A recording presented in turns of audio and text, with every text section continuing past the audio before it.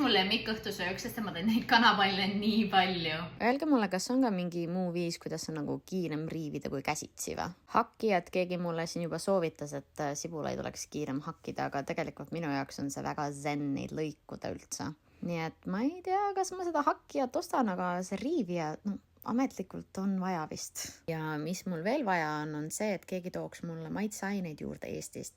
Aga varsti hakkavadki inimesed siin laekuma, nii et vist saab, ma loodan, sõrmed varbad püsti. Sest nagu näete, siis mu kartuli maitseaine hakkab tühjaks saama ja ma panen seda reaalselt igale poole. Aga kuidas mul üldse selle söömisega praegu on? Ma teen süüa siis, kui ma jaksan ja ma söön siis, kui mul isu on. Mis ei ole just väga tihti, sest et see morning sickness on ikka päris hull selle teise lapsega. Enamus päevas söön kräkkereid ja mustikaid ja muud nagu väga midagi. Aga vähemalt täna seda jõudu jaksu ja isegi isu natukene oli, nii et... Head isu!